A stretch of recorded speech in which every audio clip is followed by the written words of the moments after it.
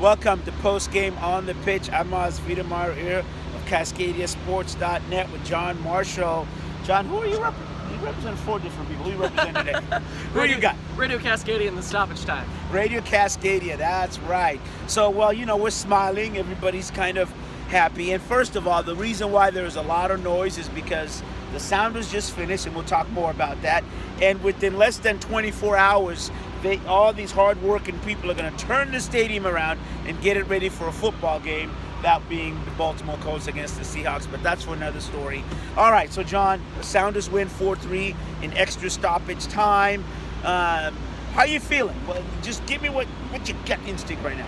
I'm feeling decently good about this team. They had the tenacity to score 4 goals even after conceding the lead twice, and to play with a lot of heart and find a way to get a win.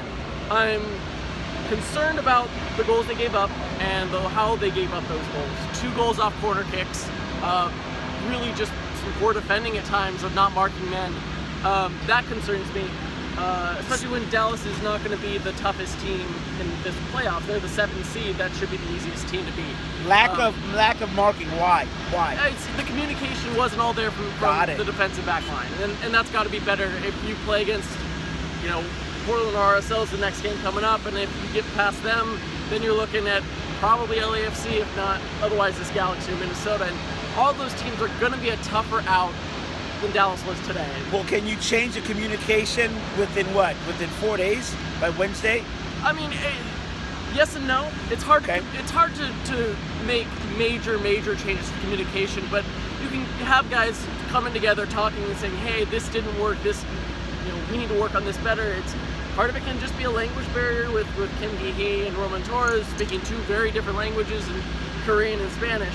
I never buy that. I think soccer's just, they left, right, 10 yards inside. Sure. So film study maybe? But yeah, probably film study. Okay. Probably just having guys listening more for each other. Yeah. No, it's not, Hopefully soccer, defense, helping each other is a common language. You would think. By Wednesday. Yeah. The positive that you said you encouraged and like about is the fact that they are, and Jordan Morris talked about this, they can score when they need to. Yeah. Jordan Morris puts up 3 goals today. I believe it's his first hat-trick. I haven't confirmed that, but I'm pretty sure his first hat-trick is a Sounder. Well, we do have that from Stephen Hagan of Radio Cascadia. Yeah. He did say that. Supercomputer there. Yeah. He says so. It's yeah, and Raul Ruiz had a struggle scoring of late, and he gets a goal to start the whole thing off. I think it is really important that Sounders did create a lot of chances today. They didn't convert probably as many as they should have. Jesse Gonzalez did make some incredible saves for Dallas as well to keep Sounders off the score sheet at times. But this is a team capable of scoring a lot of goals, and they did a really good job today of creating chances. The concern on the back half of that is that when they get so many guys forward, they do leave gaps behind them. They do give opportunities for counterattacks, and Dallas did have several counterattack opportunities for goals today. Didn't come out, flush out on a goal on any of those. So the vulnerability, Still a vulnerability you got to be concerned with when you get a team that's a little bit more skilled at the counterattack. Pushing too many people up, and what that's creating, to kind of recap to what you're saying, is open spaces in the back and opening up the counterattack. All right, and obviously the winners, we said, of tonight's game between Real, Salt Lake, and Portland will be here. Real, as you said right before we got on, young, great team. We know about Portland. Stephen Fry. Yeah. Obviously, he came to the rescue. A lot of people came to the rescue, but Stephen Fry, how do you think his game played? You got to speak up now, because here comes the grades. So we're going to speak up loud. Stephen Fry. Hey, Stephen Fry had an incredible game. He makes a couple, probably about five different saves that some of the best goalkeepers in this league are not stopping, and there's probably 1 or 2 that are some of the best goalkeepers in the world are struggling to get to as well. He made phenomenal saves to keep his team in this game in important moments when it's 1v1 with the keeper, really. And he gets down, makes a stop, and not just makes a stop, but then regroups his defense, reorganizes, gets everyone together to regroup and build and not give up another chance right away.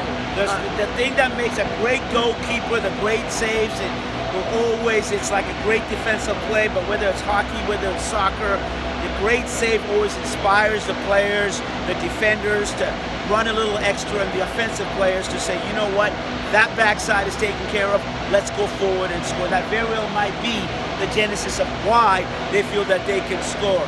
All right, so John Marshall, one takeaway before we wrap up, and we can't hear you. One parting shot.